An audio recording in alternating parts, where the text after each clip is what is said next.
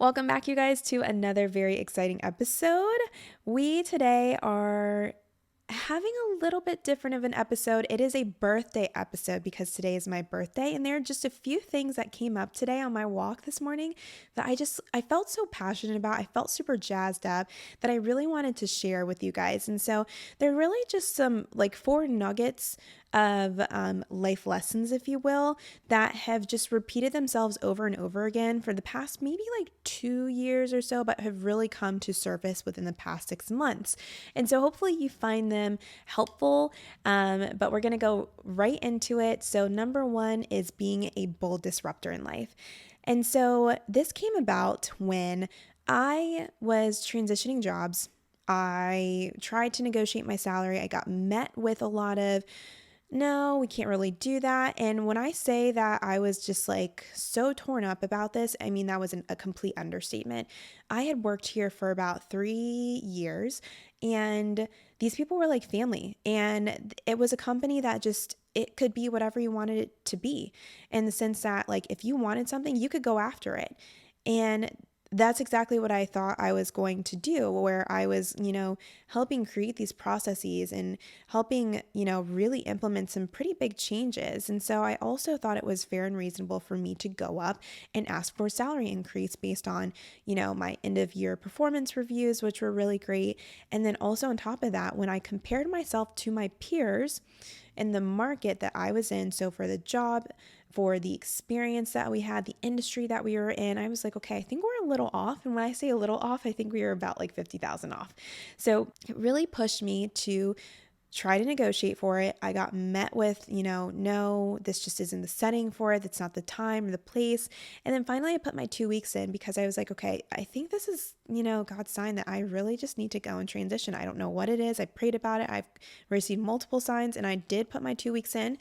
And I got met with thank you so much, but actually your last day is going to be tomorrow, so turn your stuff in. And I was just like, it was a slap in the face. It stung a lot.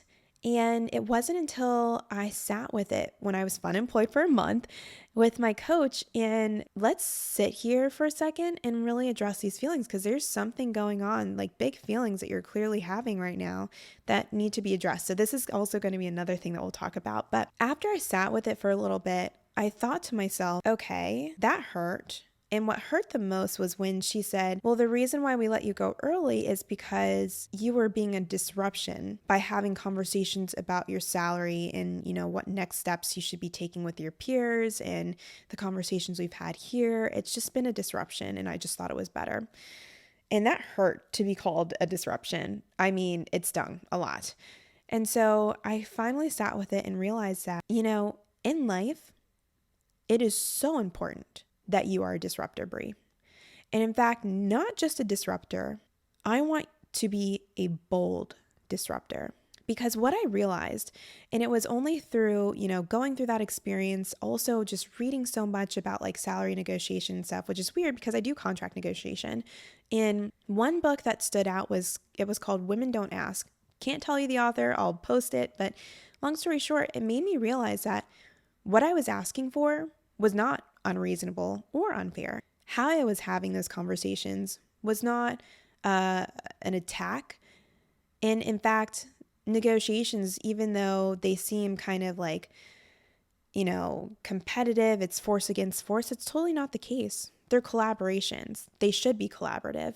How can we both get to a point where we're both happy and satisfied? I realized that everything that I was doing, everything that I was asking for, was not without reason or justification. And so that made me realize that, hang on, in life, I want to be a bold disruptor.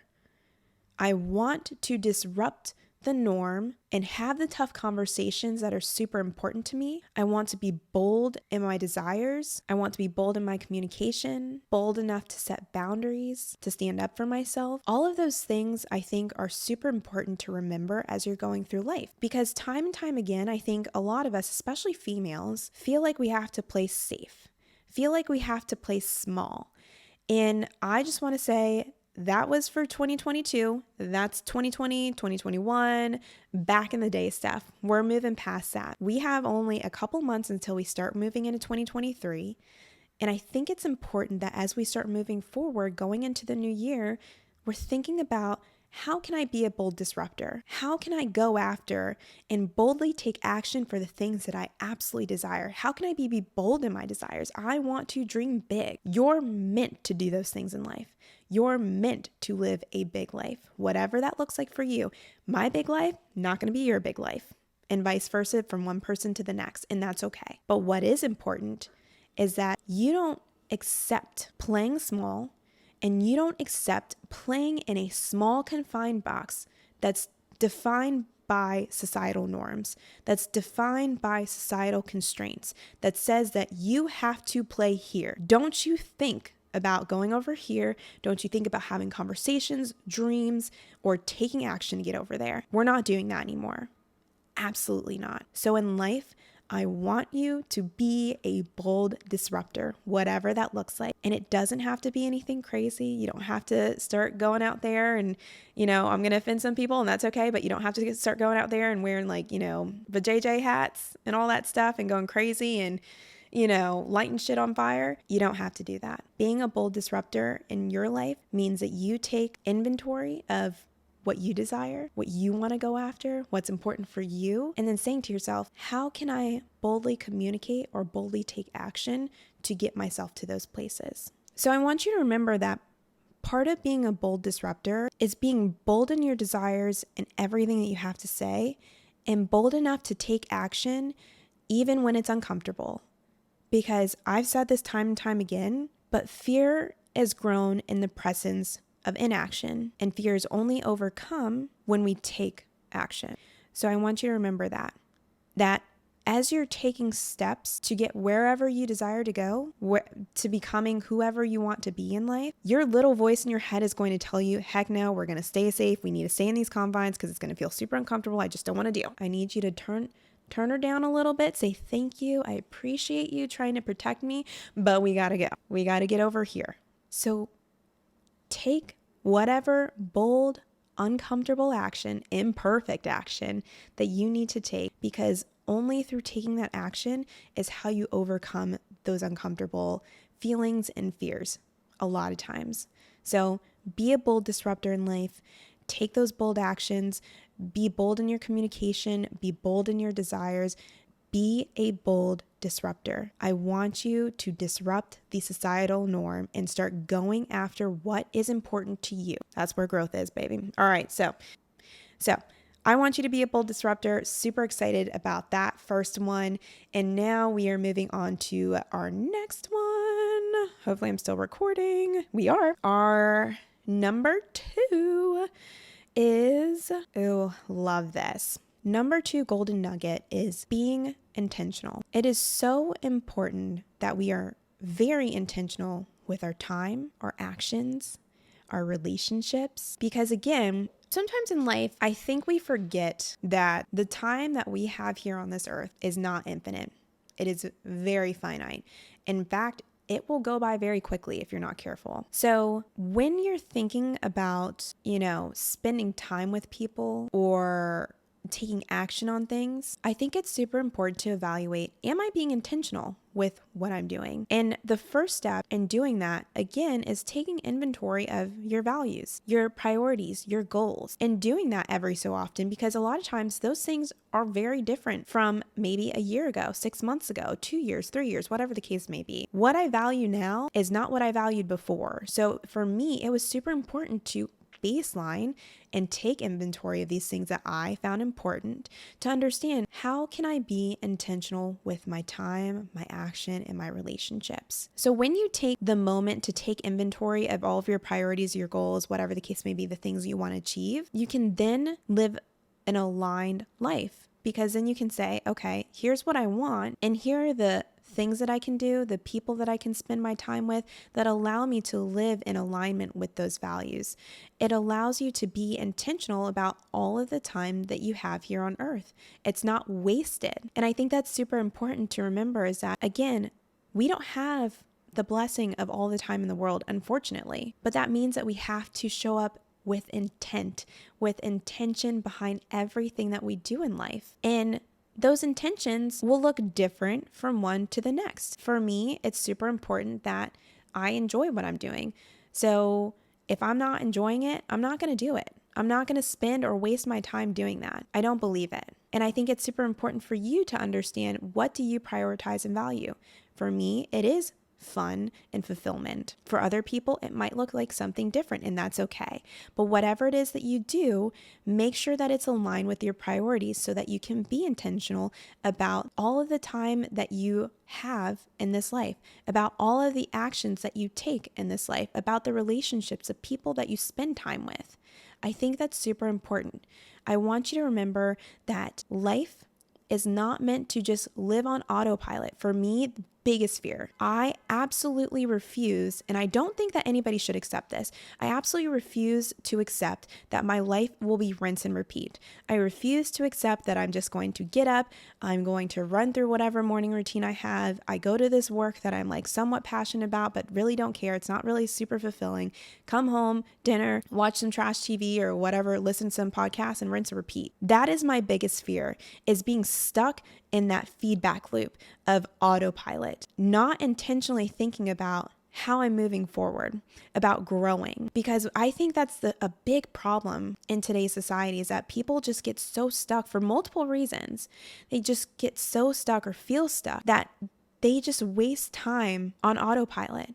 Life is meant to be experienced and lived to the absolute freaking fullest. 100% believe that. It's not meant to just coast. I want you to show up in life with intent, with intention behind everything that you do. And that's super important. So we'll leave that one at that and move on to the next one. So number 3, here's a big one. I could probably go on a rant about this one. And this is understanding that nobody, and when I say nobody, I really don't like speaking in absolutes, but I am pretty confident in this one when I say nobody has it figured out. So stop trying. Stop wasting your time trying to do it. I spent almost 9-10 years trying to figure it out, trying to figure out how the heck to be a normal functioning adult. Part of that, as we know, is ADHD. We lack the executive functioning. That's just a part that's a little bit more challenging for us. But regardless, I think it's super important to recognize that so many of us spin our wheels trying to figure it out. And I'm going to tell you now, people even who are closer to their deathbed still don't have it figured out. So don't spin your wheels trying to fit yourself into a confine of, well, I should have this figured out. I should know how to do this. I should be an organized adult. No, you shouldn't. The only qualification for you in life, the thing that you only should, in my opinion, that you should be doing, is showing up and experiencing and learning. That's it. Outside of that, nothing else. Your job is to fully experience everything in life. And hopefully, as you go through those experiences, you're learning something so that you can do better next time. That's all you got to do. I spent years trying to figure it out. I mean, I bought every freaking planner to try to organize myself. I've tried every system. I've tried supplements. I've tried tweaks and, implementing different like forms of lifestyle, maybe even diet or something like that, because that was going to be the silver bullet that helped me figure it out. And let me tell you, newsflash, 8 years later, I still don't have it figured out. Going into my 30s, don't have it figured out. And I really don't care at this point either, because it really doesn't matter. I'm never going to have it figured out. I am going to die and still not know everything and have it figured out. So there's no need for me to waste my time in trying to do so. Again, life is super important, super, super finite. I don't need to waste my time trying to have it all together, because I'm not ever going to have it all together. Where you're currently at in life is exactly where you need to be. What you're currently doing, A-okay. Just do your best. That's all you can do. And that's exactly why this podcast is called the Occasionally Thriving Podcast. Because you know what? Some days we are freaking rock stars. We're knocking it out of the park. And other days I'm punting it into the stands. And that's okay. There's nothing wrong with it. That's just the experience of life. And that kind of goes into the next one, but we'll hold that for a second. But I want you to just remember that your job, show up, have a good time, and experience and learn. And hopefully through that learning, you grow. That's all you got to do. That's your requirement in life. My personal opinion. And of course, that's super boiled down. I know people are going to be like, well, there's more. Well, yeah, probably. But I'm going to tell you now, we don't have it figured out. That's what I'm trying to get at. So just remember that you don't have to have it figured out because you're never gonna, and that's okay. Join the club. I'm a founding member. All right. So part of that, and one thing that I had to learn very quickly was this. I had to realize that as I show up throughout life, my job is to experience. And part of that human experience are these big negative feelings, if you will. I had to learn that I needed to get uncomfortable with the uncomfortable. So everybody's favorite saying, probably in the military, swear. One of them, I should say. For me, it was cliche, but I realized very quickly how so many of us are so uncomfortable with any feeling outside of happiness or that positive feeling. I think it's important to recognize that there's so many different feelings. There's actually this beautiful chart that shows that it's almost like a feelings continuum where I think there's like 30 something. And then of course you progressively get into the more positive feelings. And as you go down or, to the other end of the spectrum,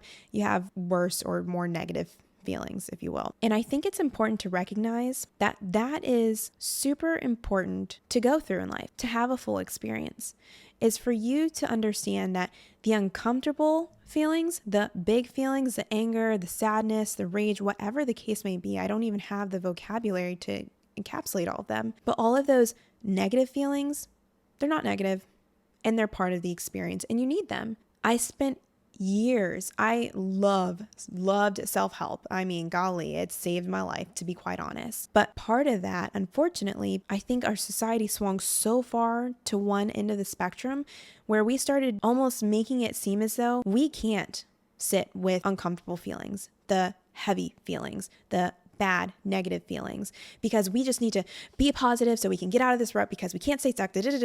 Like, we have to stop doing that. That will get you stuck. That will keep you stuck in life, because the moment that you're not able to address those things, they will continue to show up and they're like a ball and chain. They will continue to drag you down. So take, for instance, I felt a lot of shame for, I felt a lot of shame for a lot of stuff. I don't even know if I want to go into it over here at this point. But because I felt so much shame for it, like take for instance, we'll go with my business stuff, was not aligned with it, but kept pushing it. And then finally just said, you know what, I need to stop. I was super stressed in so many different aspects of my life. My health wasn't there. I was still trying to figure out a lot of my health stuff. So I just had to put that on the back burner and pause. But I felt so ashamed because I knew, and I still know, that my job is to show up and connect with people through my voice, through sharing. But I had to take a pause.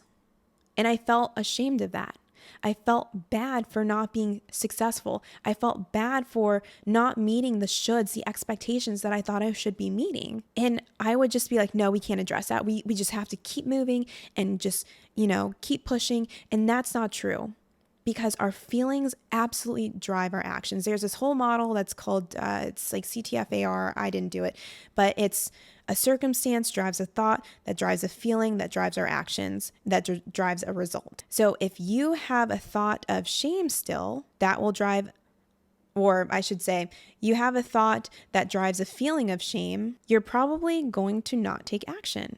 That's typically what happens when you have some type of negative or shameful feeling. It doesn't drive to action. It keeps you stuck. So you have to change and address, I should say, those feelings. You have to be able to accept those things, to embrace them, because when you don't do those things, you stay stuck. You stay stuck in that feeling of just low sadness, and you try to move on, but you can't. You have to be able to accept and address them and allow them to come up. In fact, I think that's super important. So the next time that you feel some uncomfortable feeling, sit with it.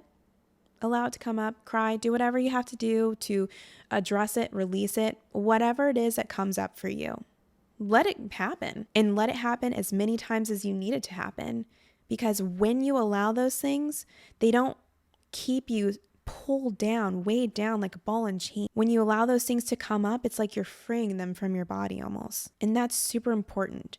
In life, you could stay stuck. We don't want you to stay stuck, but part of not staying stuck is allowing yourself to experience everything in life. I had an awesome ADHD coach who basically said that life is 50-50, quite literally, where you will have good and you will have bad. And I totally believe that. Of course, it's not 50-50 exactly, but the point that she was trying to get across was the fact that we will experience it all. That is life. Life is not just meant or should be just happiness and joy and all that good stuff. Life is always or also these other things. And there's also another great quote that basically says, without sadness, we wouldn't know happiness. Without darkness, we don't know light. So on and so forth. We need those things. That's part of the life experience. And there's so many great things that you can learn in those lows or those negative emotions that are so empowering. So I don't want you to just race past these uncomfortable situations or feelings.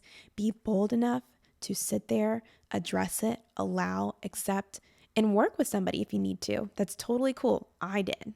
Thank God for freaking Sam. I mean, she may not know this, but God bless America, because I spent so much time crying with her that it's like it's not what I thought I was going to experience, but that was a key thing that allowed me to move past and be in the situation where I'm at, where I'm able to grow. That was a huge block for me that she was able to help me knock down, and a huge learning lesson that I will take throughout life. And I will make sure that if I have kids or whoever I talk to just understands that that stuff is okay.